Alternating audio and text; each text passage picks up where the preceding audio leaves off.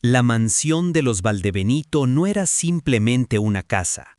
Era una declaración de poder tallada en piedra caliza y mármol importado, erigida sobre la colina más alta de la ciudad como un observador silencioso y omnipresente. Desde las rejas de hierro forjado, que parecían más los barrotes de una prisión de máxima seguridad que la entrada a un hogar familiar, se podía percibir una atmósfera que helaba la sangre, incluso en los días más calurosos del verano. Allí, el aire pesaba más. El silencio no era paz, sino una ausencia grávida, una pausa interminable que se había extendido durante 8 largos y tortuosos años. Para los vecinos de la exclusiva urbanización, aquella fortaleza representaba el éxito desmedido de Alejandro Valdebenito, el magnate de las telecomunicaciones. Pero para quienes conocían la verdad, o al menos fragmentos de ella, esa casa era un mausoleo, un relicario gigante construido para albergar un dolor que el dinero no podía disolver. Alejandro Valdebenito, el patriarca, era un hombre que había aprendido a convertir sus emociones en hielo. A sus 45 años mantenía la postura rígida de un general en tiempos de guerra. Sus trajes, cortados a la medida por los sastres más exclusivos de Italia, funcionaban como una armadura. Nadie lo veía sonreír. Nadie recordaba la última vez que sus ojos, de un marrón profundo y analítico, habían mostrado algo que no fuera cálculo o desdén. La tragedia lo había esculpido de nuevo, eliminando cualquier rastro de suavidad que hubiera podido tener en su juventud. Hace 8 años, su vida se había partido en dos con la precisión de un hacha. Antes del accidente. Y después del accidente. El accidente era una palabra prohibida dentro de los muros de la residencia. La desaparición de su esposa, Mariana, había sido el combustible de cientos de titulares sensacionalistas y especulaciones policiales que nunca llegaron a nada. Un coche encontrado vacío cerca de un acantilado, una nota ambigua y ninguna huella, solo el vacío. Y en medio de ese vacío quedó Sofía, la hija de ambos, que en aquel entonces era apenas un bebé de meses, una pequeña criatura que creció rodeada de niñeras, tutores privados y un padre que la amaba con una intensidad aterradora, pero que era incapaz de abrazarla sin sentir que se rompía por dentro. Sofía, ahora con 8 años, era la única chispa de color en aquel mundo monocromático. Era una niña de una inteligencia vivaz, con los mismos ojos curiosos de su madre, un detalle que a Alejandro le costaba sostener la mirada por mucho tiempo. La niña vivía en una jaula de oro, protegida de todo mal, pero aislada de la realidad. No iba a la escuela, los profesores venían a ella. No tenía amigos del vecindario. Su agenda de juegos estaba estrictamente controlada por un equipo de seguridad. Su vida era perfecta sobre el papel, pero carecía de la calidez orgánica que solo una madre puede inyectar en la rutina diaria. La estructura del servicio doméstico en la mansión Valdebenito operaba con la eficiencia de un reloj suizo y la frialdad de un quirófano. Alejandro exigía invisibilidad y perfección. Las doncellas, los cocineros y los jardineros sabían que debían realizar sus tareas como fantasmas. Aparecer para limpiar y desaparecer antes de ser notados. La rotación de personal era constante.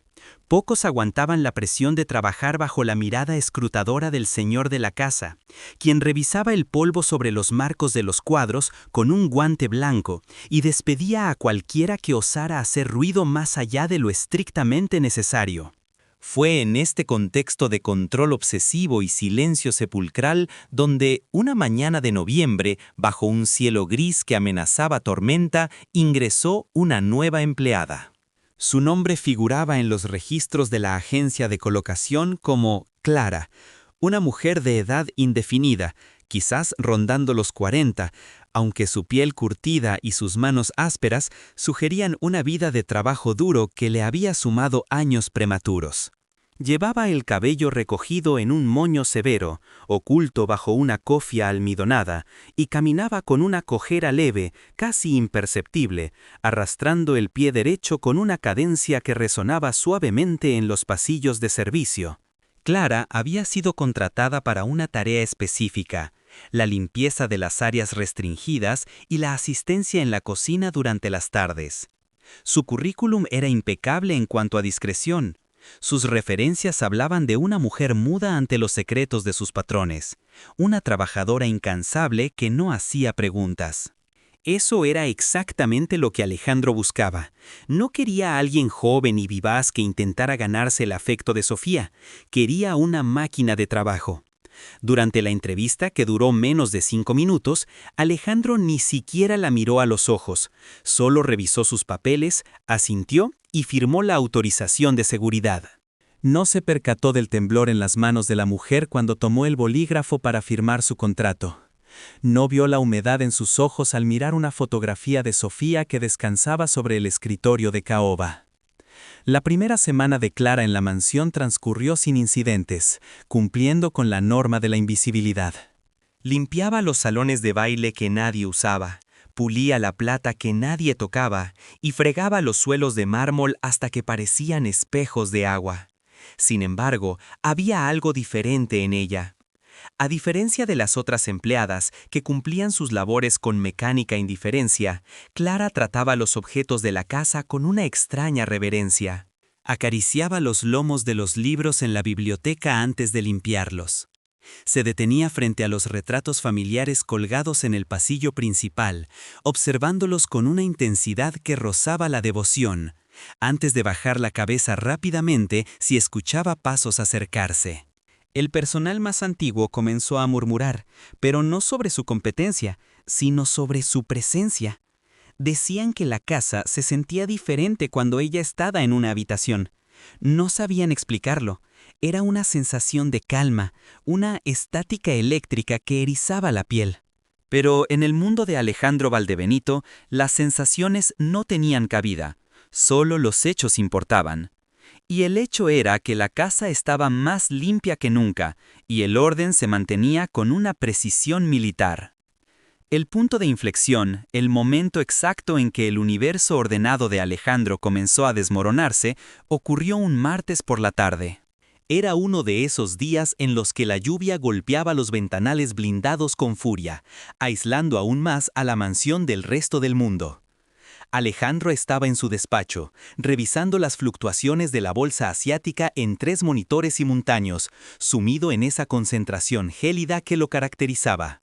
Sofía, por su parte, había terminado sus lecciones de francés y deambulaba por la casa, aburrida, buscando alguna distracción en los interminables pasillos. La niña llegó a la cocina principal, un espacio industrial de acero inoxidable y granito negro, diseñado para preparar banquetes para cientos de personas, aunque habitualmente solo se cocinaba para 2. El chef principal había salido a una diligencia, dejando la cocina en un silencio inusual. Pero no estaba vacía. Al fondo, cerca de los hornos de convección, estaba Clara. La mujer estaba de espaldas a la entrada, moviéndose con una agilidad sorprendente para su supuesta condición física. No estaba limpiando, estaba cocinando, y no estaba preparando la cena programada en el menú nutricional estricto de Alejandro. El aire, habitualmente estéril y con olor a productos de limpieza de limón industrial, estaba saturado de un aroma denso, dulce y envolvente. Era un olor cálido que evocaba recuerdos atávicos de seguridad y hogar. Olía a mantequilla dorándose, a vainilla pura de Madagascar, a azúcar moreno y a un toque secreto de canela y nuez moscada. Sofía se detuvo en el umbral, con los ojos muy abiertos. Ese olor. No lo reconocía de su vida diaria, donde los postres eran mousses de frutas sin azúcar o gelatinas orgánicas. Pero su cerebro, en esa región profunda donde se almacenan las memorias preverbales, se encendió como un árbol de Navidad. Sus fosas nasales se dilataron, aspirando aquella fragancia que parecía abrazarla desde la distancia. Dio un paso adelante, sus zapatos de charol haciendo un pequeño clic en el suelo. Clara se tensó. Los hombros de la mujer se elevaron, como si esperara un golpe. Giró lentamente, ocultando algo detrás de su delantal manchado de harina. Al ver a la niña, su expresión, habitualmente neutra y sumisa, se descompuso en una mezcla de terror absoluto y amor incontenible. «¿Qué estás haciendo?», preguntó Sofía, no con autoridad, sino con pura curiosidad infantil. Clara tragó saliva. Su voz, que nadie en la casa había escuchado más allá de monosílabos respetuosos, salió ronca, quebrada. Solo preparaba algo, señorita Sofía, unas galletas. Disculpe, las tiraré de inmediato. El señor no permite. No. Sofía avanzó rápidamente, guiada por el instinto. Huele a sueños. La niña llegó hasta la isla de la cocina. Sobre una bandeja de metal reposaban 12 galletas perfectamente redondas, aún humeantes, con bordes dorados y centros suaves. No eran galletas de pastelería fina, eran galletas caseras, rústicas, imperfectas en su forma, pero perfectas en su esencia.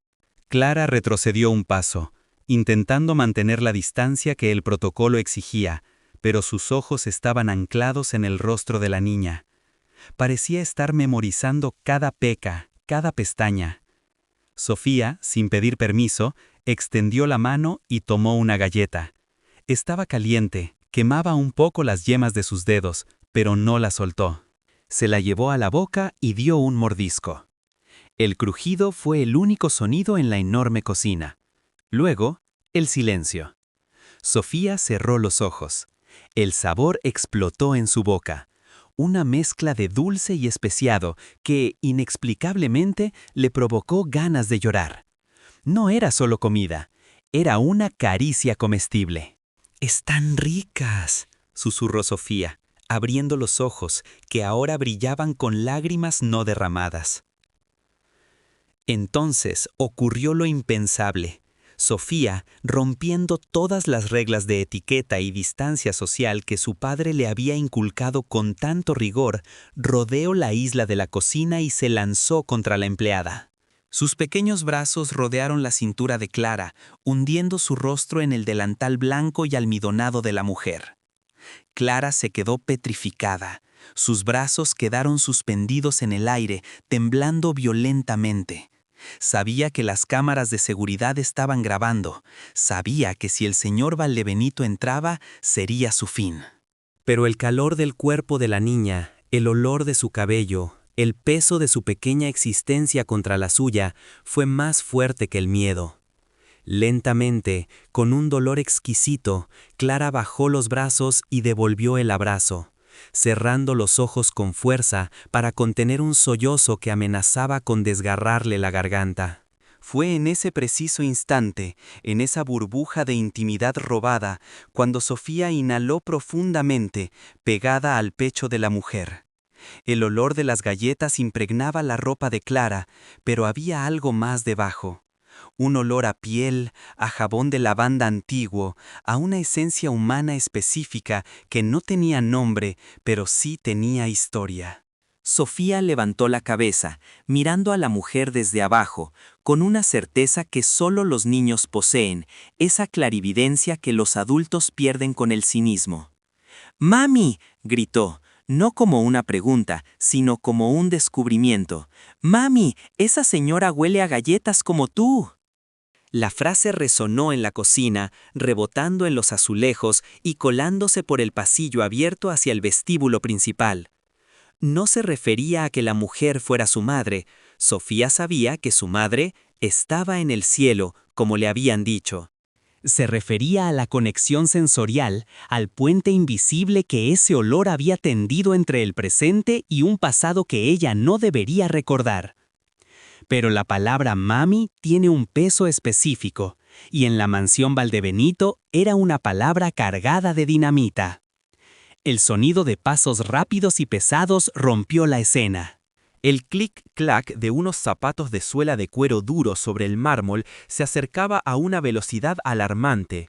La puerta de la cocina se abrió de golpe, golpeando contra el tope de goma con violencia. Alejandro Valdebenito estaba allí, de pie en el umbral. Su rostro estaba pálido, casi traslúcido, y su pecho subía y bajaba con una respiración agitada. Había escuchado el grito. Desde su despacho, el sistema de intercomunicación había transmitido la voz de su hija. ¡Mami! Sus ojos recorrieron la escena con la velocidad de un escáner. Vio la bandeja de galletas prohibidas, vio la harina esparcida. Y vio a su hija, a su preciada Sofía, abrazada a la cintura de la nueva empleada de limpieza, una mujer insignificante a la que apenas había mirado al contratar. La furia comenzó a subir por el cuello de Alejandro, una marea roja de indignación. ¿Cómo se atrevía esa mujer a tocar a su hija? ¿Cómo se atrevía a hornear en su cocina sin permiso? ¿Cómo se atrevía a evocar recuerdos que él había gastado millones en enterrar? «Sofía, apártate de ella ahora mismo», rugió Alejandro, su voz retumbando como un trueno en el espacio cerrado. La niña se sobresaltó, soltando a Clara y retrocediendo, asustada por la ferocidad de su padre. Clara, por su parte, bajó la cabeza inmediatamente, ocultando su rostro, cruzando las manos frente a su delantal en un gesto de sumisión absoluta. Pero Alejandro ya había cruzado el umbral. Caminó hacia ellas con pasos largos, ignorando a su hija por un segundo para centrar toda su ira en la empleada. ¿Quién le dio permiso para esto?, espetó Alejandro, acercándose peligrosamente a Clara. ¿Quién le dio permiso para tocar a mi hija? ¡Míreme cuando le hablo! El aire en la cocina se volvió irrespirable. La tensión era tan densa que parecía física. El olor a galletas, que segundos antes había sido reconfortante, ahora se sentía empalagoso, casi nauseabundo en contraste con la violencia latente del momento. Sofía, temblando, intentó intervenir. «Papi, no te enfades. Ella huele como en mis sueños. Huele a las galletas de mamá». La mención de «las galletas de mamá» fue como un golpe físico para Alejandro. Se detuvo en seco, a escasos centímetros de Clara. Ese olor. Ahora que estaba cerca, él también podía percibirlo. No era cualquier galleta. Era una receta específica. Una receta que Mariana, su esposa desaparecida, guardaba con celo. Una receta que tenía un ingrediente secreto que nadie, absolutamente nadie fuera de la familia conocía. Una pizca de pimienta de Jamaica molida junto con la canela. Alejandro aspiró el aire, involuntariamente. El aroma invadió sus sentidos, burló sus defensas y golpeó directamente en el centro de su hipotálamo. Era el olor de sus domingos por la mañana, 8 años atrás. Era el olor de la risa de Mariana. Era el olor de la vida que le habían robado. Su mirada, antes furiosa, se tornó confusa, vidriosa. Miró la bandeja. Galletas con bordes irregulares, ligeramente más oscuras en la base. Exactamente como las hacía ella. Lentamente, con una mano que temblaba a pesar de sus intentos por controlarla, Alejandro extendió el dedo índice y levantó el mentón de la empleada, obligándola a levantar la cabeza. Necesitaba verla, necesitaba ver quién demonios era esta mujer que había traído fantasmas a su cocina. Clara se resistió un momento, tensando los músculos del cuello, pero la fuerza de Alejandro era superior. Finalmente levantó el rostro. Sus ojos se encontraron. Alejandro esperaba ver los ojos de una desconocida, de una sirvienta asustada, pero lo que vio lo dejó sin aliento. A pesar de las arrugas prematuras, a pesar de la piel estropeada por el sol y el trabajo, a pesar de la falta de maquillaje y la expresión de derrota, había algo en esos ojos, un tono de verde avellana muy particular, unos ojos que él conocía, unos ojos que había visto cerrarse en sueños 1000 veces. Pero era imposible, Mariana estaba muerta. El informe policial lo decía, el mundo lo decía. 8 años de silencio lo confirmaban. Sin embargo, el instinto es una bestia que no atiende a razones lógicas. Alejandro sintió cómo el suelo bajo sus pies, ese suelo de mármol sólido y costoso, parecía desvanecerse. El corazón le martillaba contra las costillas con tanta fuerza que le dolía. «¿Quién es usted?», susurró Alejandro, su voz carente de la autoridad de hace un momento, reducida a un hilo de incredulidad y horror. «¿Quién es usted realmente y por qué sabe hacer estas galletas?». La mujer, Clara, sostuvo su mirada por primera vez. Y en ese intercambio silencioso, en esa fracción de segundo donde el tiempo se detuvo, Alejandro vio un abismo de secretos. Vio dolor. Vio 8 años de una historia que no estaba escrita en ningún informe policial. Sofía observaba desde la esquina de la isla de cocina, con una galleta a medio comer en la mano, sin comprender que acababa de detonar una bomba nuclear en los cimientos del Imperio Valdebenito. La niña había dicho que la señora olía a galletas como su mamá. Lo que no sabía, lo que nadie en esa habitación podía procesar todavía, era que el olor no era una coincidencia. Era una pista, la primera pieza de un rompecabezas macabro que había comenzado la noche en que el coche de Mariana se salió de la carretera. El Imperio Valdebenito se sostenía sobre el control y el poder. Pero en esa cocina, bajo la luz fría de los fluorescentes y el aroma cálido de la canela, el misterio silencioso estaba a punto de empezar a gritar. Y el grito sería ensordecedor. Alejandro soltó el mentón de la mujer como si quemara. Retrocedió un paso, tambaleándose. «A mi despacho», ordenó, con voz gutural, recuperando apenas un fragmento de su compostura. «Ahora mismo. Y tú, Sofía, a tu cuarto. Nadie sale de esta casa». El sistema de seguridad de la mansión emitió un suave pitido, indicando que el perímetro estaba sellado por la tormenta. Pero el verdadero peligro no estaba afuera, intentando entrar. El peligro, el secreto de 8 años, ya estaba dentro. Y acababa de servir galletas. El pasillo que conectaba la cocina industrial con el ala este de la mansión, donde se ubicaba el despacho de Alejandro Valdebenito, se convirtió en ese instante en un corredor de la muerte.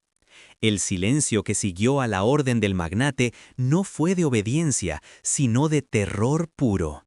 Los otros empleados, el chef que acababa de entrar por la puerta de servicio sacudiendo su paraguas y las 2 ayudantes de limpieza que fregaban el suelo del vestíbulo, se fundieron contra las paredes, bajando la vista, conteniendo la respiración. Nadie quería ser testigo de la ira del patrón. Nadie quería ver cómo aquel hombre, conocido por despedir a ejecutivos de alto nivel por un error de cálculo decimal, destrozaba a la nueva empleada que había cometido el pecado capital de romper el protocolo. Clara caminaba delante, con la cabeza gacha, arrastrando su pierna derecha con ese sonido rítmico y doloroso. Clic, shh, clic, shh. El sonido de su cojera se amplificaba en la acústica perfecta de los techos abovedados. Detrás de ella, Alejandro marchaba con la rigidez de un verdugo, sus ojos clavados en la nuca de la mujer, en el moño severo que ocultaba su cabello, en la tensión de sus hombros bajo el uniforme gris barato. Su mente era un torbellino de contradicciones lógicas y desesperación emocional.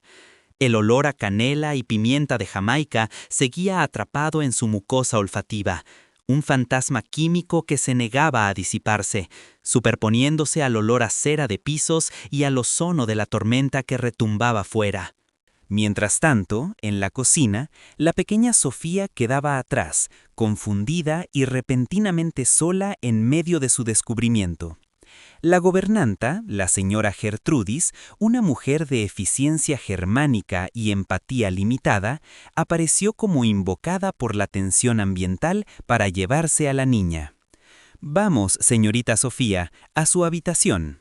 «Ahora», ordenó la mujer, tomándola del hombro con firmeza pero sin brusquedad. Sofía se resistió, clavando los tacones de sus zapatos de charol en el suelo. Sus ojos seguían fijos en la espalda de su padre y de la mujer que olía a mamá, viéndolos desaparecer tras la esquina del corredor. «¡No! ¡Ella hizo las galletas!», gritó la niña, con la voz quebrada por la incomprensión de la justicia adulta.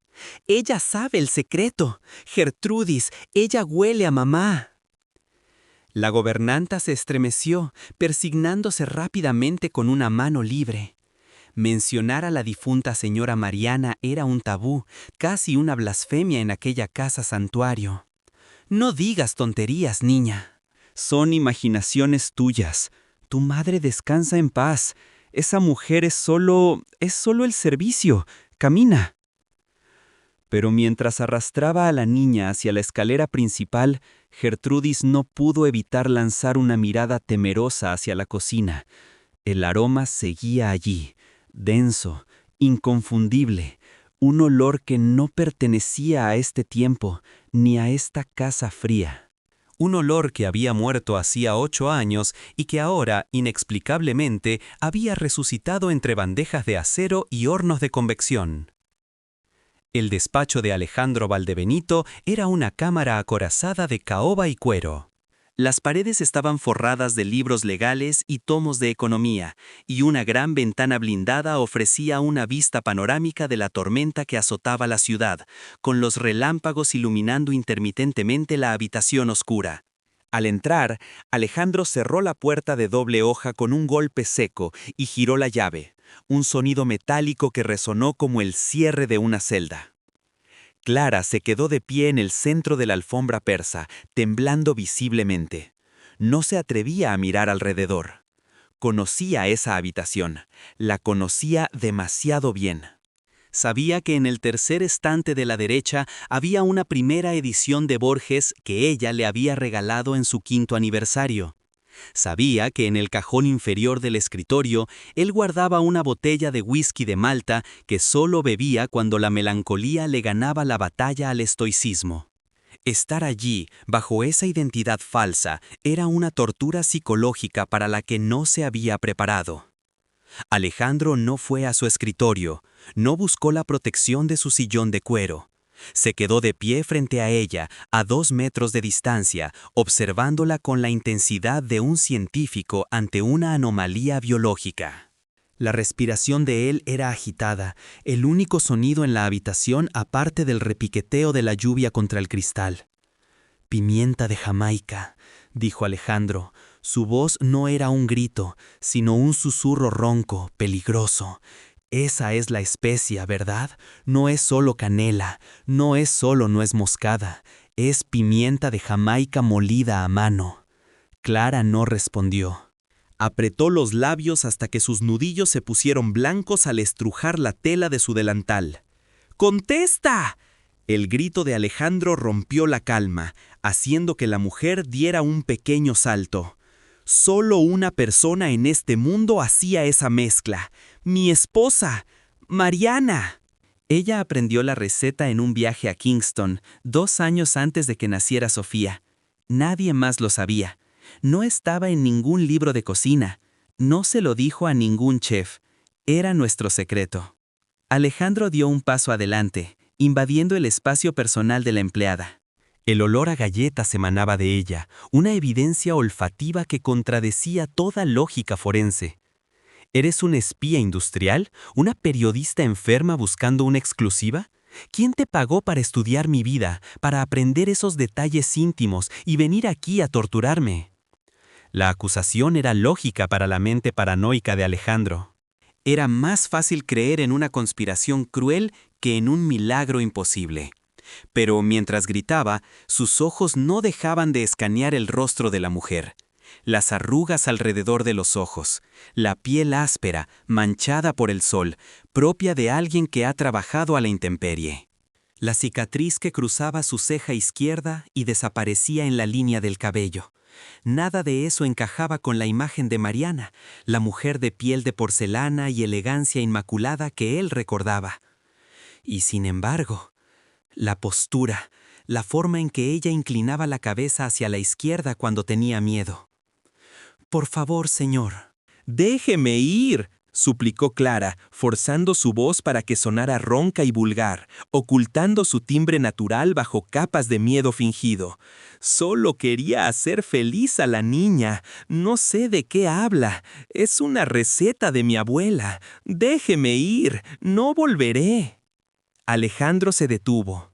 La voz era diferente, sí, más grave, más rota, pero la cadencia... Había una musicalidad en la súplica que le resultaba dolorosamente familiar. «Mientes», dijo él, pero esta vez con menos furia y más asombro. «Mientes mal, siempre mentiste mal». Con un movimiento rápido, impulsado por una desesperación que anulaba sus modales, Alejandro extendió la mano y arrancó la cofia blanca de la cabeza de la mujer. El cabello, liberado de la presión del moño, cayó sobre sus hombros. No era el castaño brillante de Mariana. Era un cabello opaco, veteado de canas prematuras, descuidado. Pero la caída, la forma en que se ondulaba en las puntas. Clara soltó un gemido y se cubrió la cara con las manos, retrocediendo hasta chocar con el borde del pesado escritorio de caoba. «No me mires», sollozó ella, olvidando modular la voz. Y en ese sollozo, en esas 3 palabras dichas desde el dolor puro, la máscara auditiva se rompió. Alejandro se quedó congelado. El tiempo, ese concepto lineal y tiránico, se fracturó en 1000 pedazos. 8 años de informes policiales, de terapias de duelo, de noches mirando el techo vacío, se desmoronaron ante la evidencia de sus sentidos. Lentamente se acercó a ella, ya no como el patrón furioso, sino como un hombre que se acerca a un abismo. Tomó las manos de la mujer, esas manos ásperas y callosas, manchadas de harina y lejía, y las apartó de su rostro con una suavidad que contrastaba con la violencia de minutos antes. Ella opuso resistencia, pero estaba débil, agotada por el peso de la mentira que había cargado durante años. Cuando finalmente reveló su rostro, Alejandro la miró. Realmente la miró. Ignoró la piel curtida. Ignoró la falta de maquillaje. Se centró en la arquitectura ósea, los pómulos altos, la ligera asimetría en la comisura de los labios, y los ojos. Esos ojos de color verde avellana, con pequeñas motas doradas cerca de la pupila. Unos ojos que le devolvían la mirada con una mezcla de amor infinito y terror absoluto. Mariana. El nombre salió de sus labios como una oración en una iglesia en ruinas. La mujer cerró los ojos y dejó caer la cabeza, derrotada. Las lágrimas comenzaron a trazar caminos limpios a través de la suciedad y el cansancio de su rostro. «Te dije que no me miraras, Ale», susurró ella. Y el uso de ese diminutivo, Ale, que nadie había usado en 8 años, fue la llave final. Alejandro retrocedió, tambaleándose como si hubiera recibido un disparo en el pecho. Chocó contra un estante, haciendo tintinear unos trofeos de cristal. Se llevó las manos a la cabeza, jalando su propio cabello, intentando procesar la imposibilidad de lo que tenía delante. «¿Cómo?», balbuceó, su mente de ingeniero incapaz de computar los datos. «El coche, el acantilado.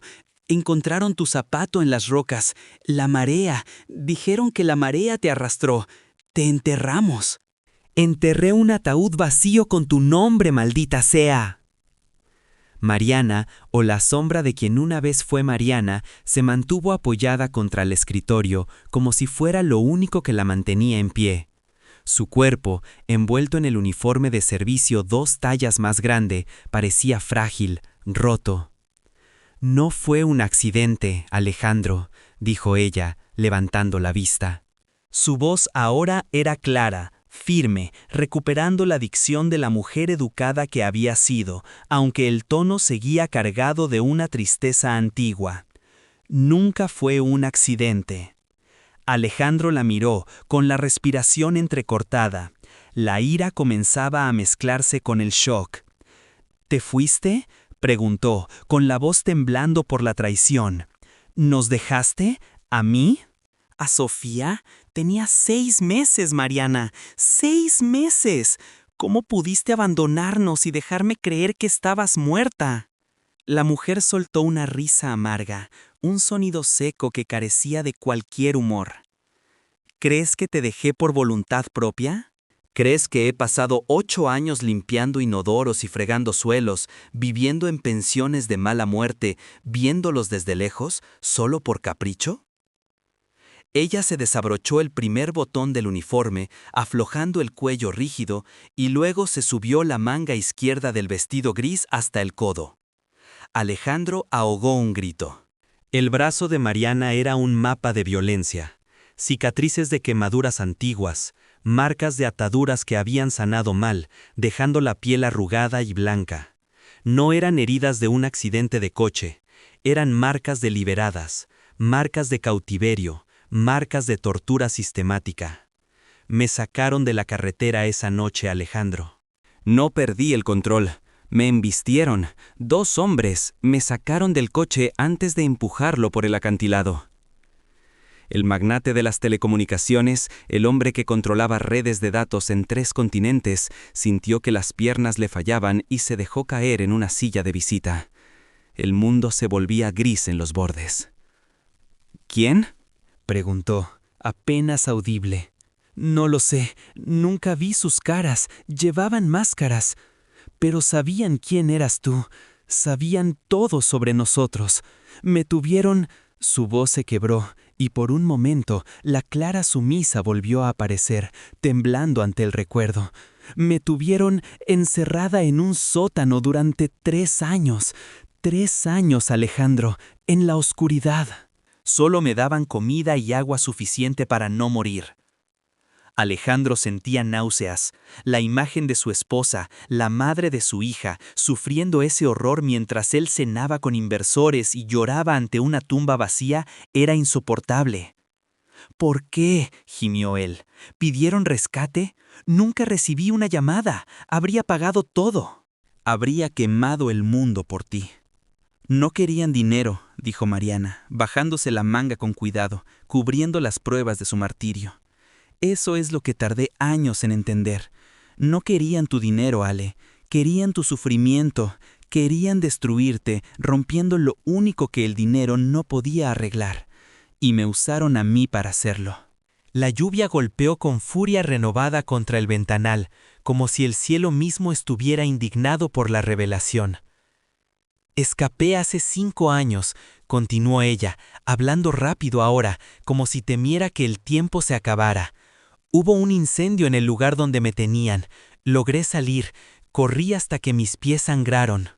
Pero cuando llegué a la ciudad, cuando vi mi propia esquela en los periódicos viejos, cuando vi cómo habías fortificado esta casa, entendí que no podía volver. ¿Por qué no? Alejandro se puso de pie de nuevo, la furia protectora comenzando a reemplazar al shock. «Soy yo. Te habría protegido». Mariana negó con la cabeza lentamente, y en sus ojos verdes brilló un terror pragmático y frío. Porque ellos me dijeron algo antes de encerrarme cada noche. Me dijeron que si alguna vez volvía, si alguna vez intentaba contactarte, si alguna vez tú sabías que yo estaba viva, matarían a Sofía. El nombre de la niña cayó en la habitación como una guillotina. Alejandro se quedó paralizado. La amenaza, la palanca definitiva. He vivido como un fantasma, Alejandro. He cambiado mi nombre, mi apariencia, mi voz. He trabajado en 100 casas diferentes, acercándome poco a poco, solo para poder verla de lejos, para ver si estaba bien. Pero no pude aguantar más. Necesitaba estar cerca, aunque fuera como una sirviente invisible. Solo quería oler su pelo una vez más. Solo quería hornearle unas galletas. Mariana dio un paso hacia él, con las manos extendidas en súplica. No debía hacerlo. Fue un error. El olor no pensé que ella recordaría. Era un bebé. El olfato es una maldición. Ahora que lo sabes, ahora que me has reconocido, hemos roto las reglas. Y tengo miedo, Ale. Tengo mucho miedo de que ellos sigan vigilando. Alejandro miró a la mujer que tenía enfrente. Ya no veía a la sirvienta coja, veía a la sobreviviente. Veía a la madre que había atravesado el infierno y había renunciado a su propia identidad para mantener a salvo a su hija. El amor que sentía por ella, enterrado bajo capas de hielo y cinismo, brotó de nuevo, pero ahora estaba mezclado con una sed de sangre que lo asustó incluso a él. El hombre de negocios había muerto en ese despacho. En su lugar había nacido algo mucho más peligroso, un padre acorralado. ¿Dices que nos vigilan?, preguntó Alejandro, caminando hacia su escritorio. Siempre, susurró Mariana, mirando hacia la ventana oscura. Ellos siempre están ahí. Alejandro abrió el cajón de su escritorio. No sacó la botella de whisky, 45 que guardaba cargada. Bien, dijo él, con una calma gélida que era mucho más aterradora que sus gritos anteriores.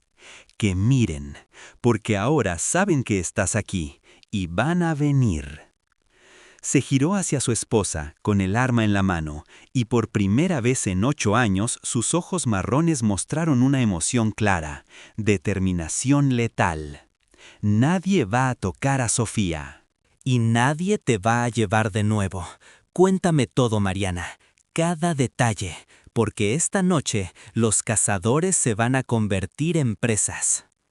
Pero antes de que ella pudiera responder, las luces de la mansión parpadearon, 1, 2 veces, y luego se apagaron por completo, sumiendo el despacho en la penumbra total. Solo los relámpagos iluminaban sus rostros pálidos. El sistema de seguridad emitió un pitido agónico y murió. No había sido la tormenta. El generador de emergencia no se encendió. Alguien había cortado la corriente desde dentro. En la oscuridad, Mariana susurró, y su voz heló la sangre de Alejandro más que cualquier amenaza. Ya están aquí, Ale. El olor de las galletas no solo despertó a Sofía, también despertó a los monstruos. Desde el pasillo, al otro lado de la puerta blindada del despacho, se escucharon pasos. No el clic-clac rápido de Alejandro, ni el arrastrar cojo de Clara. Eran pasos pesados, militares, múltiples, y se detuvieron justo frente a la puerta. El pomo de la puerta giró lentamente. Alejandro levantó el arma, apuntando a la entrada de su propio santuario.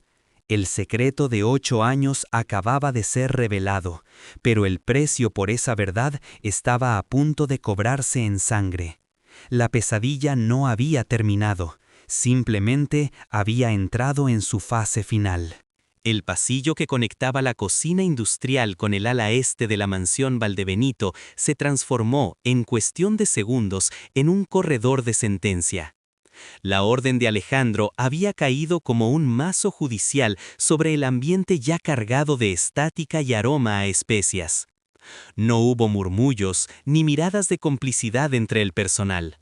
El chef, un hombre corpulento que solía reinar en su dominio culinario con arrogancia, se apartó contra los azulejos inmaculados, bajando la vista al suelo, consciente de que ser testigo de la furia del patrón era un riesgo laboral que nadie deseaba correr.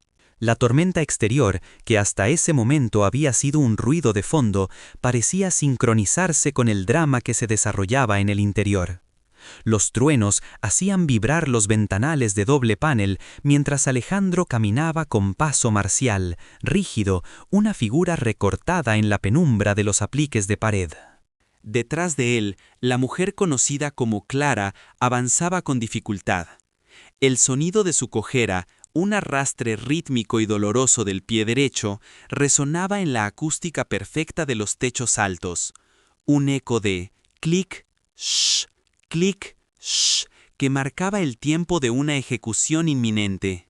Atrás quedaba la pequeña Sofía, la catalizadora inocente de este cataclismo doméstico. La gobernanta, la señora Gertrudis, una mujer cuya eficiencia rayaba en lo robótico, había interceptado a la niña antes de que pudiera seguir a su padre. La sujetaba por los hombros con firmeza, guiándola hacia la escalera principal. Sofía se resistía, clavando los tacones de sus zapatos de charol en el mármol, con los ojos llenos de lágrimas y confusión.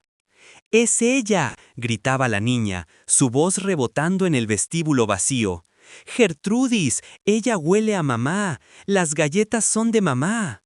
La gobernanta se persignó discretamente, horrorizada por la mención de la difunta señora Mariana, un nombre que en esa casa se pronunciaba solo en susurras reverenciales o en las misas de aniversario.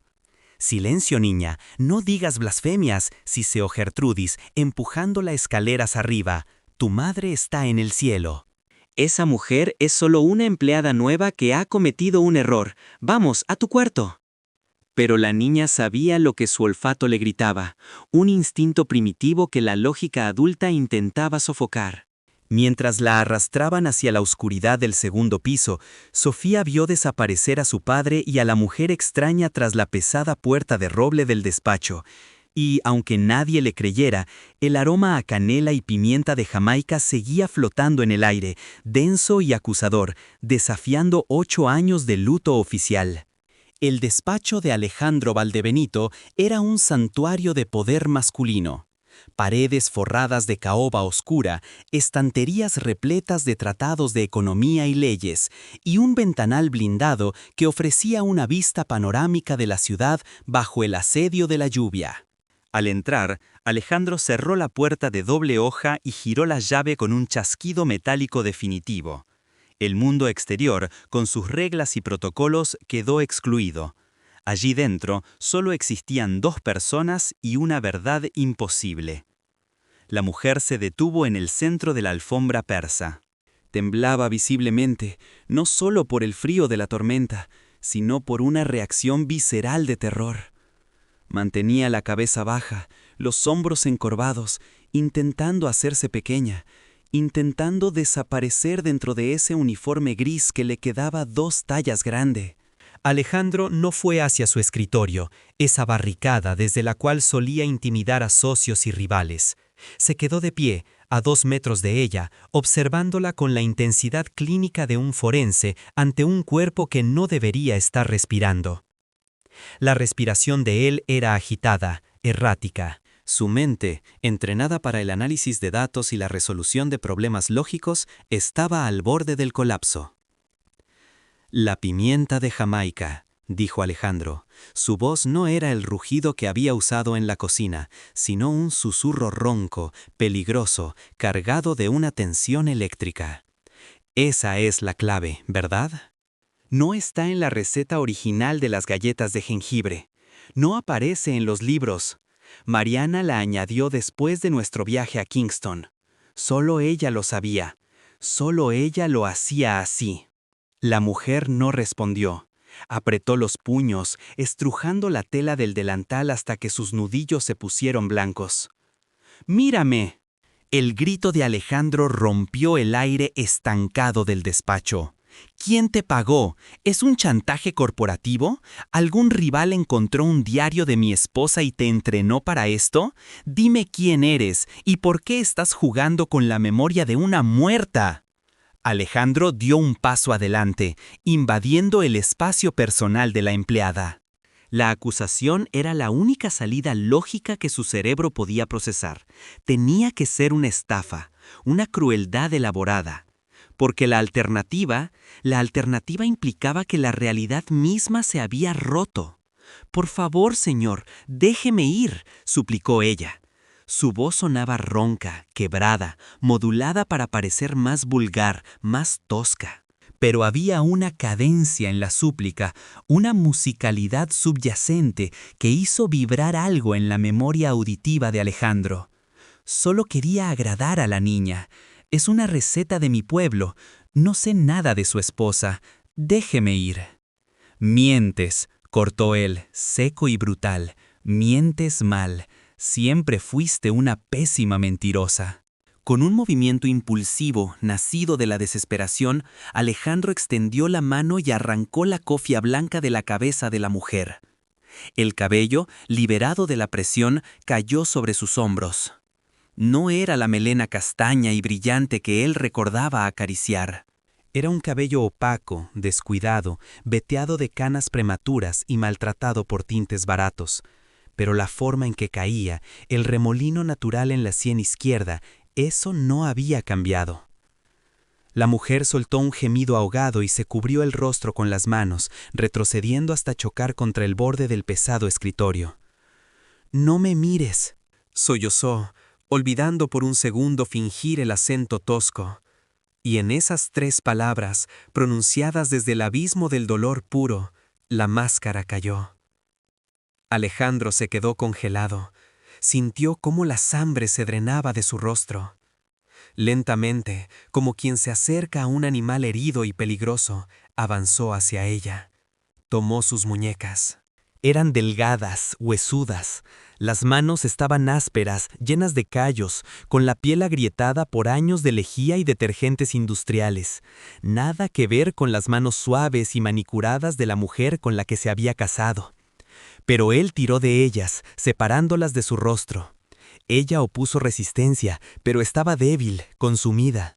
Cuando finalmente sus ojos se encontraron, el tiempo lineal dejó de existir para Alejandro Valdebenito. Ignoró las arrugas profundas alrededor de los ojos, producto del sol y la angustia. Ignoró la cicatriz pálida que cruzaba su ceja y se perdía en el nacimiento del pelo. Se centró en el iris. Ese verde avellana imposible con motas doradas cerca de la pupila, unos ojos que le devolvían la mirada con una mezcla devastadora de amor y pánico absoluto. Mariana. El nombre salió de su garganta como un fragmento de vidrio, doloroso y cortante.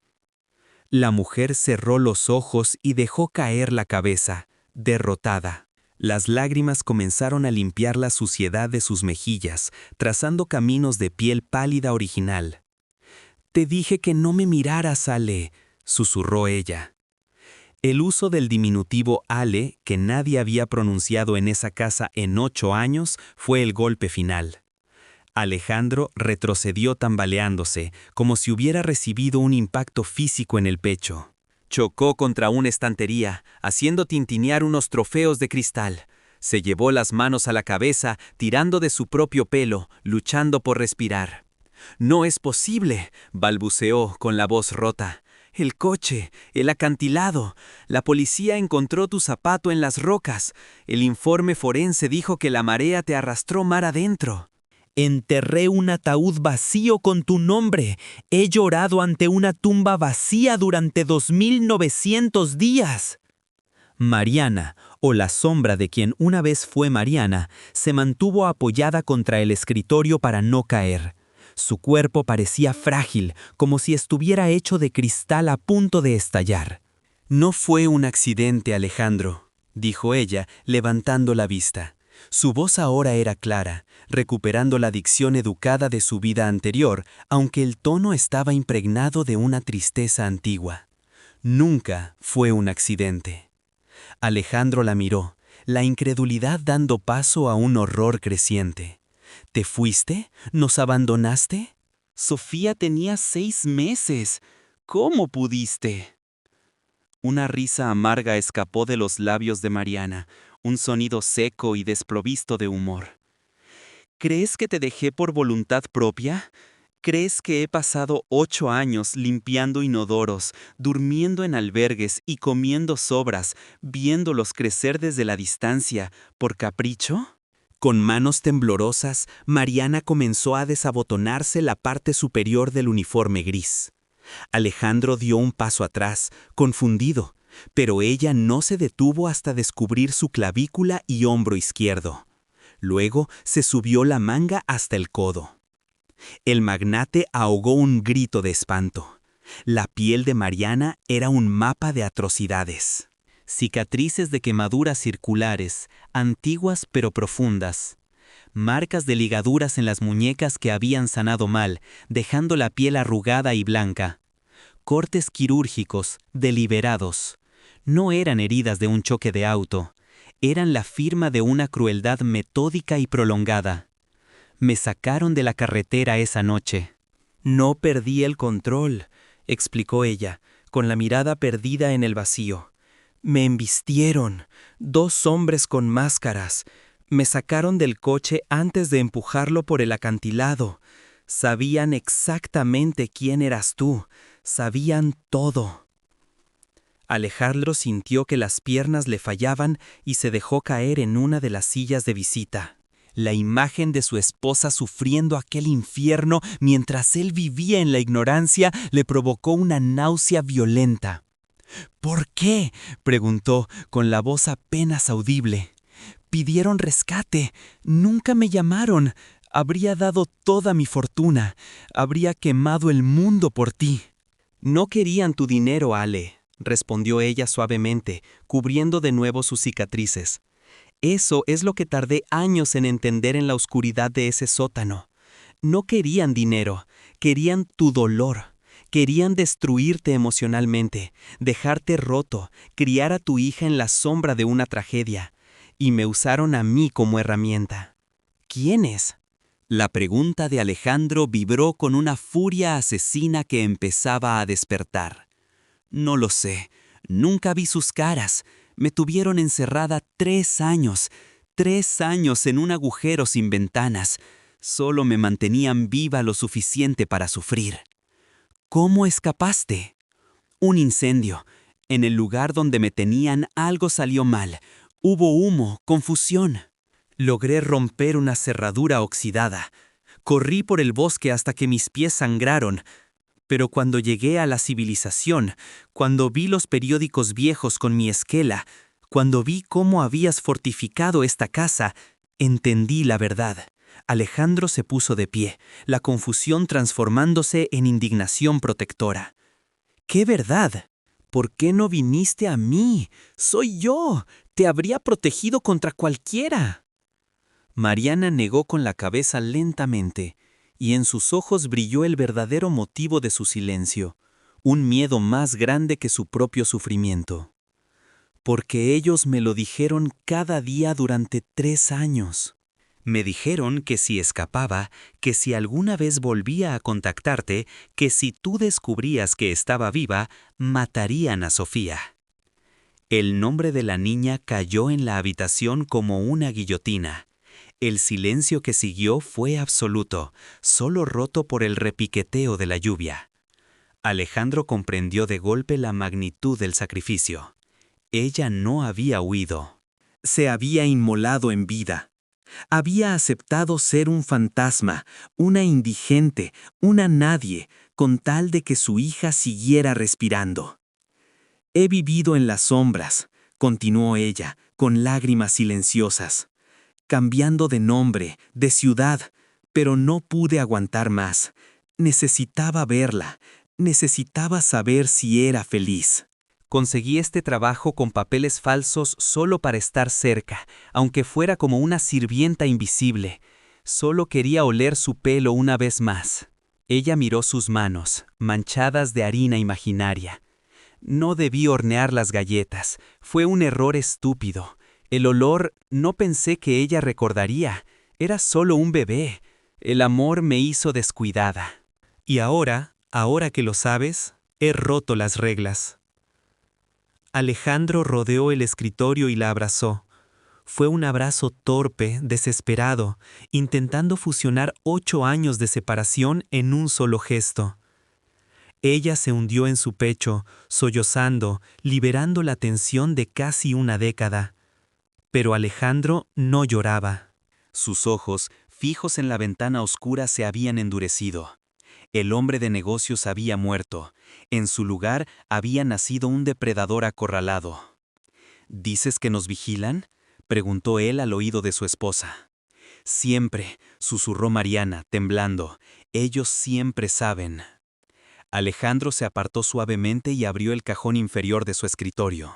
No sacó documentos ni cheques. 45 que guardaba cargada, un remanente de su paranoia post-accidente. Bien, dijo él con una calma gélida, que miren, porque ahora saben que estás aquí, y van a venir. Se giró hacia ella, con el arma en la mano. Nadie va a tocar a Sofía, y nadie te va a llevar de nuevo a ese agujero. Cuéntame todo, Mariana. Cada detalle. Porque esta noche los cazadores se van a convertir en presas. Pero antes de que ella pudiera responder, las luces de la mansión parpadearon una vez, 2 veces, y luego la oscuridad total engulló el despacho. El zumbido de los aparatos electrónicos cesó. El sistema de seguridad emitió un pitido agónico y murió. No había sido la tormenta. El generador de emergencia, diseñado para activarse automáticamente, permaneció en silencio. Alguien había cortado la corriente principal y saboteado el respaldo. En la negrura absoluta, iluminado solo por los relámpagos intermitentes que estallaban fuera, Mariana susurró, y su voz heló la sangre de Alejandro más que cualquier amenaza física. «Ya están aquí, Ale». El olor de las galletas no solo despertó a Sofía, también los despertó a ellos. Desde el pasillo, al otro lado de la puerta blindada del despacho, se escucharon pasos. No el caminar apresurado de los sirvientes, ni los tacones de Gertrudis. Eran pasos pesados, múltiples, militares. Botas tácticas sobre el mármol pulido. Se detuvieron justo frente a la puerta del despacho. El pomo de bronce giró lentamente, probando la cerradura. Alejandro levantó el arma, apuntando a la única entrada de su fortaleza convertida en ratonera. El secreto de 8 años había sido revelado, pero el precio por esa verdad estaba a punto de cobrarse en sangre. La reunión familiar había terminado. La guerra acababa de comenzar. La tormenta que azotaba los ventanales de la mansión Valdebenito no era meramente un fenómeno meteorológico. Parecía una manifestación física del caos que acababa de desatarse en el interior de la residencia. Los relámpagos, al iluminar intermitentemente los pasillos de mármol y las molduras de caoba, revelaban una escena que trascendía el drama doméstico para adentrarse en el terreno del thriller psicológico. Minutos antes, el aroma inocente de unas galletas de jengibre y pimienta de Jamaica había actuado como un detonante químico en el cerebro de una niña de 8 años, y ahora ese mismo olor dulce y especiado flotaba en el aire como una sentencia de muerte. Alejandro Valdebenito, un hombre cuya fortuna se había construido sobre la lógica implacable de los mercados financieros y la frialdad de los números, se encontraba ahora en el epicentro de una realidad que desafiaba toda razón. Había arrastrado a la mujer que conocían como Clara, la empleada doméstica coja y silenciosa, hacia el interior de su despacho privado. La puerta de roble macizo se cerró con un golpe sordo, aislando el sonido de los sollozos confusos de la pequeña Sofía, quien era conducida escaleras arriba por la gobernanta, gritando que aquella mujer olía a su madre. Dentro del despacho, la atmósfera era irrespirable. La mujer, vestida con el uniforme gris de servicio que le quedaba holgado, se mantenía de pie en el centro de la alfombra persa, temblando no de frío, sino de una anticipación aterradora. Alejandro la observaba, respirando con dificultad, como si el aire de la habitación se hubiera vuelto repentinamente tóxico. Durante 8 años, este hombre había visitado un cementerio privado, había depositado flores sobre una lápida de granito negro y había llorado la pérdida de Mariana, su esposa, cuyo cuerpo, según los informes policiales, había sido arrastrado por la marea tras un accidente automovilístico. Pero la lógica forense se desmoronaba ante la evidencia de los sentidos. La memoria olfativa, ese archivo primitivo e inalterable del cerebro humano, había hablado a través de su hija. Y ahora, bajo la luz tenue de la lámpara de escritorio, Alejandro buscaba respuestas en el rostro de una extraña. Con un movimiento brusco, nacido de la desesperación y la furia contenida, Alejandro se aproximó a la mujer. No hubo delicadeza en su gesto cuando le arrancó la cofia y le exigió que levantara la cara. Al apartar los mechones de cabello maltratado y teñido de un color oscuro y artificial, la verdad emergió con la fuerza de un impacto balístico. A pesar de las líneas prematuras de expresión, a pesar de la piel curtida por el sol y el trabajo duro, y a pesar de la cicatriz que cruzaba su ceja izquierda, los ojos eran inconfundibles. Eran los ojos de Mariana. El silencio que siguió a este reconocimiento visual fue absoluto, denso y cargado de un dolor antiguo. Alejandro retrocedió, tambaleándose hasta chocar contra su escritorio. La realidad de los últimos 8 años, su duelo, su reconstrucción personal, todo se reveló como una farsa grotesca. Su esposa no estaba muerta, estaba allí, a 2 metros de distancia, convertida en una sombra de sí misma, sirviendo café y limpiando el polvo en su propia casa. La pregunta que brotó de los labios de Alejandro no fue una acusación, sino un gemido de incomprensión total. Quería saber por qué. Quería entender la mecánica de este abandono aparente. En su mente de empresario, la única explicación lógica era un secuestro por dinero, una extorsión fallida. Sin embargo, la narrativa que Mariana comenzó a desgranar, con una voz que recuperaba lentamente su timbre original, era mucho más siniestra que cualquier transacción financiera. No se trataba de codicia, se trataba de crueldad pura. Mariana explicó, con la frialdad de quien ha revivido el trauma 1000 veces en sus pesadillas, que nunca hubo un accidente. Los hombres que la sacaron de la carretera aquella noche, los que empujaron su vehículo por el acantilado para fingir su muerte, no eran ladrones oportunistas. Eran profesionales. Sabían quién era ella.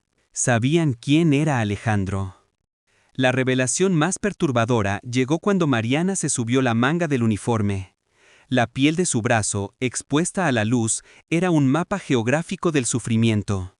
Cicatrices de quemaduras, marcas de ataduras que habían sanado mal, cortes quirúrgicos precisos. Alejandro, al ver aquello, sintió una náusea violenta.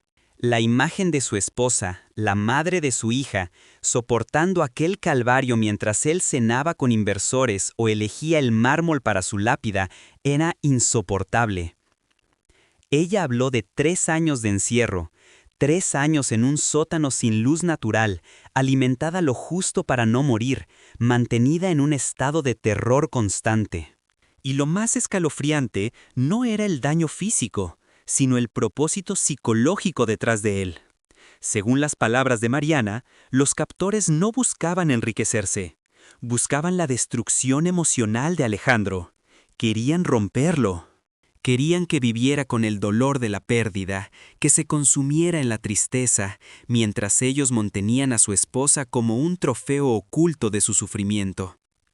La fuga, ocurrida 5 años atrás durante un incendio fortuito en el lugar de cautiverio, no trajo la liberación que uno esperaría en una historia de supervivencia. Mariana narró cómo corrió hasta que sus pies sangraron, cómo llegó a la ciudad solo para encontrarse con su propia esquela en los periódicos viejos y ver cómo su marido había fortificado la mansión. En ese momento, la verdadera naturaleza de su prisión cambió. Ya no eran barrotes de hierro, sino barrotes de miedo. La confesión de Mariana reveló la amenaza final, la palanca que la había mantenido en silencio y oculta durante un lustro de libertad condicional. Los secuestradores le habían implantado una certeza absoluta.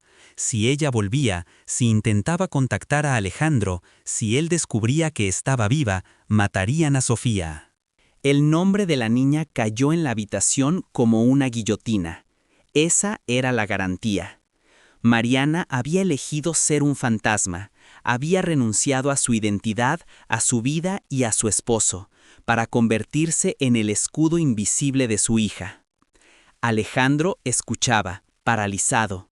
La magnitud del sacrificio de su esposa era aplastante.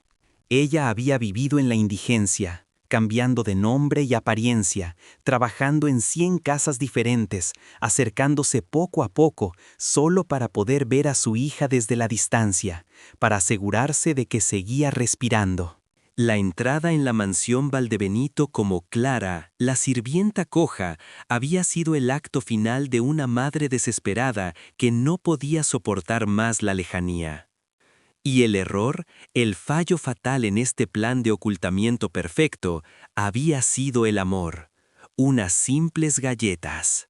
El deseo irrefrenable de darle a su hija un fragmento de memoria sensorial, un sabor de maternidad. Mariana confesó que no pensó que Sofía recordaría el olor, era solo un bebé cuando ella desapareció. Pero subestimó el poder del vínculo primario. El olfato había traicionado el secreto que ni la tortura había logrado revelar. En ese instante, la dinámica en el despacho cambió radicalmente. Alejandro miró a la mujer frente a él y ya no vio a la sirvienta, ni siquiera a la víctima. Vio a una sobreviviente de voluntad inquebrantable. El amor que sentía por ella, enterrado bajo capas de hielo y cinismo durante 8 años, brotó de nuevo con una fuerza volcánica, pero ahora estaba mezclado con una sed de sangre que lo asustó incluso a él. El hombre de negocios había muerto en ese despacho. En su lugar, había nacido algo mucho más peligroso: un padre acorralado y un esposo vengativo.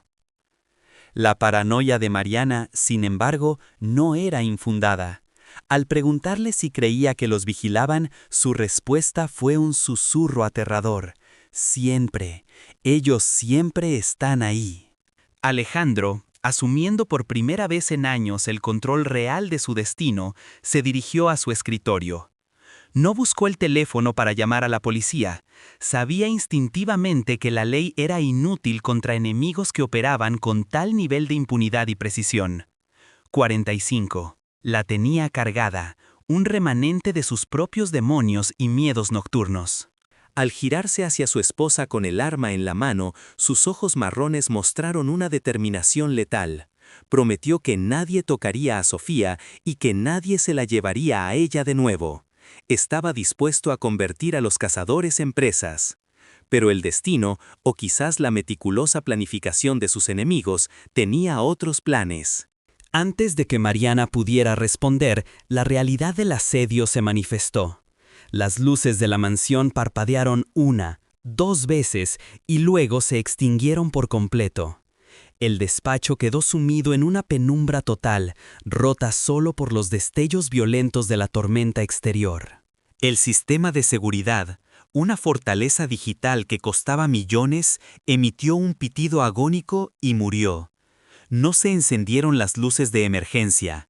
El generador había sido saboteado. Alguien había cortado la corriente desde dentro. La oscuridad trajo consigo una claridad espantosa. No se trataba de un fallo técnico, era el inicio de una incursión. En la negrura, la voz de Mariana resonó con un terror que heló la sangre de Alejandro más que cualquier amenaza física. Ella sabía lo que significaba ese apagón. El olor de las galletas no solo había despertado los recuerdos de Sofía, había despertado a los monstruos que habían estado esperando, vigilando, pacientes como reptiles en la oscuridad. Entonces el sonido llegó. Desde el pasillo, al otro lado de la puerta blindada del despacho, se escucharon pasos. No eran los pasos ligeros del personal doméstico, ni el andar característico de Gertrudis. Eran pasos pesados, botas militares sobre el piso de madera pulida. Múltiples intrusos. Avanzaban con coordinación táctica, sin prisa, seguros de su dominio. Los pasos se detuvieron justo frente a la puerta del despacho. El silencio que siguió fue más fuerte que los truenos. Alejandro levantó el arma, apuntando hacia la entrada de su propio santuario, ahora convertido en una ratonera. Podía escuchar su propio corazón martillando contra sus costillas, un ritmo frenético que contrastaba con la quietud mortal del otro lado de la puerta. El pomo de bronce giró lentamente. Cric, cric. El secreto de 8 años había sido revelado, pero el precio por esa verdad estaba a punto de cobrarse. La pesadilla de Mariana no había terminado con su fuga. Simplemente había entrado en su fase final y más sangrienta. Allí, en la oscuridad, con su marido armado y su hija desprotegida en el piso de arriba, el velo había caído por completo. Ya no había máscaras, ni disfraces, ni mentiras piadosas. Solo quedaba la supervivencia pura y dura. Y mientras la puerta comenzaba a ceder bajo la presión externa, Alejandro comprendió que la guerra por su familia acababa de comenzar. La oscuridad que engulló el despacho de Alejandro Valdebenito no era un vacío pasivo, era una entidad densa, cargada de la electricidad estática de la tormenta y de la violencia inminente. El único sonido perceptible, más allá del repiqueteo incesante de la lluvia contra los cristales blindados, era la respiración entrecortada de dos personas que acababan de redescubrirse al borde del abismo. 45 apuntando hacia la puerta de roble. Mariana, agazapada tras la pesada estructura del escritorio, no era ya la sirvienta sumisa que había fregado esos suelos durante meses. En la penumbra, sus instintos de supervivencia, afilados durante años de tortura y confinamiento, tomaron el control. Sus ojos se adaptaron a la negrura con una rapidez animal, una habilidad adquirida en aquel sótano sin ventanas donde había perdido la noción del tiempo. El pomo de la puerta dejó de girar. Hubo una pausa. Un silencio táctico que duró apenas 2 segundos, lo suficiente para que Alejandro comprendiera que quienes estaban al otro lado no eran ladrones comunes, sino ejecutores profesionales. La madera estalló hacia adentro con un estruendo ensordecedor, producto de una patada militar precisa dirigida a la cerradura. El relámpago que iluminó la estancia en ese preciso instante congeló la escena como una fotografía macabra.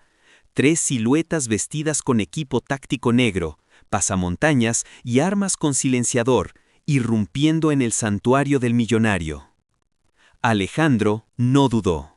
El entrenamiento de tiro defensivo que había tomado obsesivamente tras la supuesta muerte de su esposa dejó de ser un pasatiempo paranoico para convertirse en su única línea de defensa. Apretó el gatillo. El fogonazo del arma iluminó el despacho con destellos estroboscópicos. El primer disparo impactó en el chaleco de Kevlar del hombre en punta, derribándolo por la fuerza cinética, aunque no letalmente. El caos se desató. Los intrusos abrieron fuego, pero lo hicieron hacia la silla vacía del escritorio, desconociendo que sus objetivos se habían movido. Las balas destrozaron el cuero de la silla y astillaron la estantería trasera, haciendo llover fragmentos de cristal y trofeos sobre la alfombra. Desde el suelo, Mariana no gritó. En su lugar, reptó hacia el interruptor de una lámpara de pie de bronce macizo, desenchufándola con un tirón seco. No necesitaba luz, necesitaba armas. Con un movimiento fluido que desafiaba su aparente fragilidad física, lanzó la base pesada de la lámpara hacia la zona donde había visto los fogonazos enemigos. El objeto golpeó a uno de los asaltantes en la rodilla, provocando un gruñido de dolor y desorientación. ¡Al pasillo!, rugió Alejandro, disparando 2 veces más para proporcionar fuego de cobertura. La pareja se movió como una unidad disfuncional pero desesperada, saliendo del despacho hacia el corredor principal de la mansión. El objetivo no era la huida, era la planta alta, Sofía. La niña estaba en su habitación, probablemente aterrorizada por los truenos y ahora por los disparos, protegida únicamente por la anciana Gertrudis. Alejandro sabía que si esos hombres llegaban a la escalera antes que ellos, todo habría terminado. Mariana, cojeando visiblemente, pero impulsada por una adrenalina maternal que anulaba el dolor físico, lideraba la marcha. Conocía la casa mejor que nadie, no como la señora de la mansión, sino como la mujer que había limpiado cada rincón, cada sombra, cada escondite durante su infiltración. Al llegar al pie de la gran escalera de mármol, un cuarto intruso emergió de la cocina.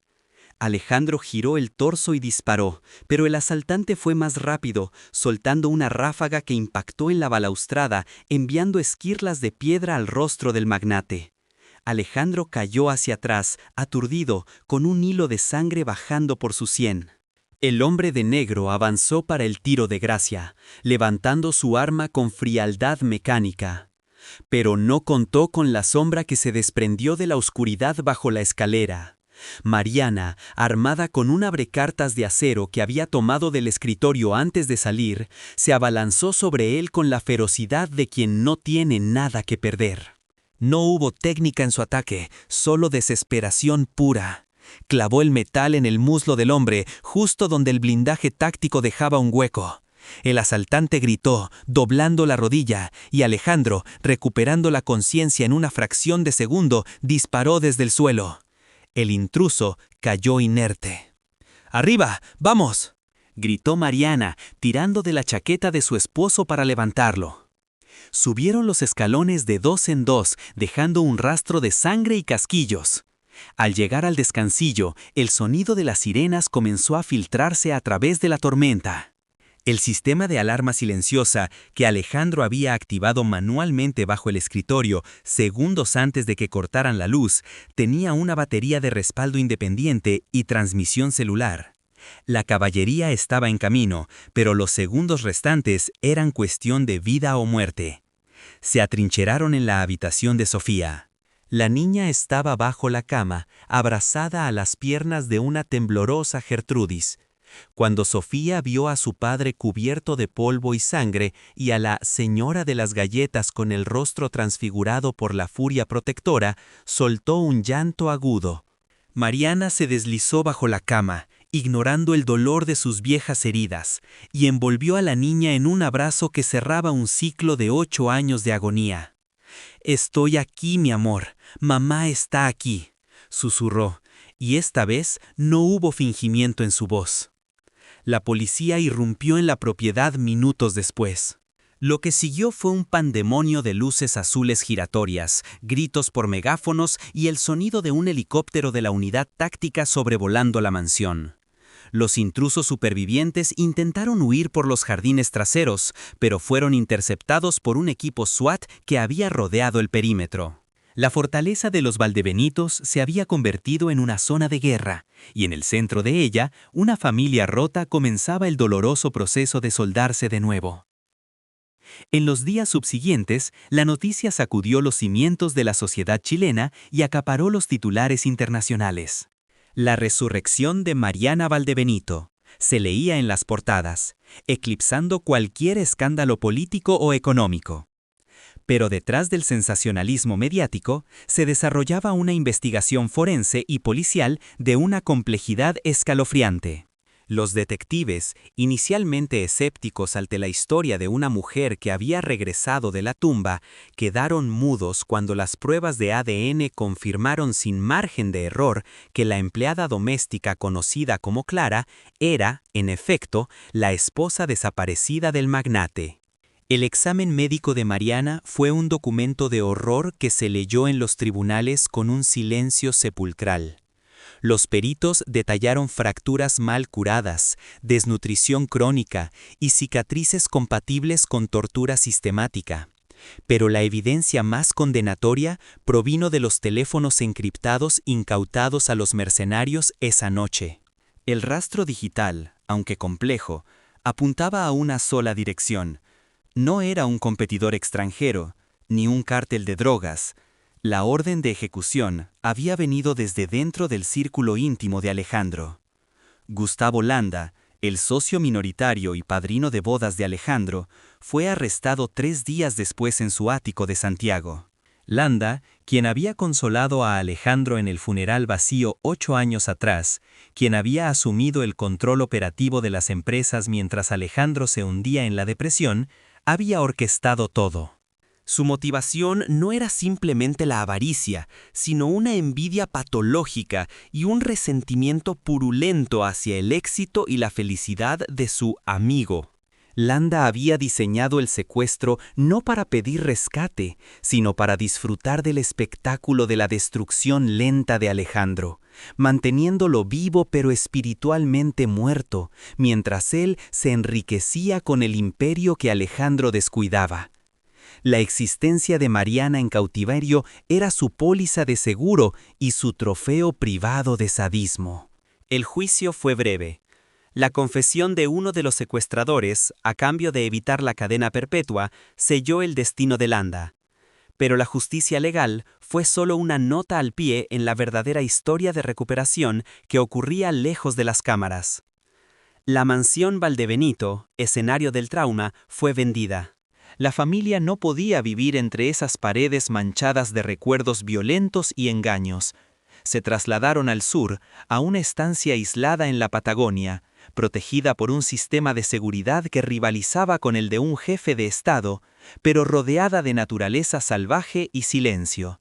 La reintegración de Mariana no fue el cuento de hadas que las revistas del corazón intentaron vender. Hubo meses de gritos nocturnos, de terapias intensivas, de ataques de pánico ante el sonido de una puerta cerrándose con fuerza. Alejandro tuvo que aprender a amar a una mujer que era y a la vez no era la esposa con la que se había casado. Esta Mariana tenía la mirada dura, las manos ásperas y una sombra permanente en el alma, pero también tenía una fuerza indestructible. Sofía, la catalizadora de la verdad, se convirtió en el puente entre ambos. Para la niña, la transición fue orgánica, guiada por la lógica simple del amor infantil. La señora de las galletas dejó de usar el uniforme gris. Su cabello volvió a crecer, recuperando su brillo natural, aunque las canas prematuras permanecieron como medallas de guerra. La cojera de Mariana mejoró con cirugías correctivas, aunque nunca desapareció del todo, un recordatorio constante de su camino de regreso a casa. El legado de aquel evento trascendió la crónica policial. La Fundación Mariana Valdebenito se estableció años después, dedicada a la búsqueda de personas desaparecidas y al apoyo de víctimas de secuestro prolongado, utilizando la fortuna familiar para financiar investigaciones que la policía daba por cerradas. Alejandro, retirado de la gestión diaria de sus negocios, dedicó su intelecto y recursos a desmantelar redes de trata y crimen organizado, convirtiendo su dolor en una cruzada. Pero la verdadera repercusión, la que importaba, sucedía en la intimidad de su cocina en el sur. Una tarde de invierno, 5 años después del asalto, la escena se repetía, pero esta vez sin secretos. La lluvia golpeaba los cristales, pero dentro había calor.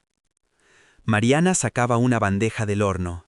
El aroma, esa mezcla química y mágica de jengibre, canela y pimienta de Jamaica, llenaba el aire, denso y reconfortante. Sofía, ahora una adolescente de 13 años, entraba en la cocina, seguida por Alejandro. No había uniformes, ni máscaras, ni miedos a ser descubiertos. El millonario observó a su esposa. Las cicatrices en sus brazos eran visibles, ya no las escondía. Eran parte de su historia, un mapa de la crueldad humana, pero también de la resistencia del amor. Alejandro se acercó y la abrazó por la espalda, hundiendo su rostro en el cuello de ella, inhalando no solo el perfume de las galletas, sino el olor a vida, a segunda oportunidad. «Huelen igual», dijo Sofía, robando una galleta caliente de la bandeja y quemándose ligeramente los dedos, «igual que aquel día». Mariana sonrió, y por primera vez en 13 años la sonrisa llegó a sus ojos, iluminando el verde avellana con motas doradas. «No, mi amor», respondió ella, mirando a su marido y a su hija. «Huelen mejor. Huelen a libertad». La historia del crimen que conmocionó a una nación se cerró no con un veredicto judicial, sino con ese momento cotidiano. La verdad había redefinido a la familia Valdebenito. Les había enseñado que la sangre no es lo único que une a las personas. Las une el trauma compartido, la lealtad feroz y la capacidad de reconstruirse sobre las ruinas. El secreto de 8 años había sido terrible, pero su revelación había sido el acto de liberación más puro. Y mientras la nieve caía suavemente sobre la Patagonia, cubriendo el mundo de blanco, dentro de esa casa, el olor a galletas seguía siendo el anclón inquebrantable de una memoria que se negó a morir. Fin del expediente. Fin del expediente.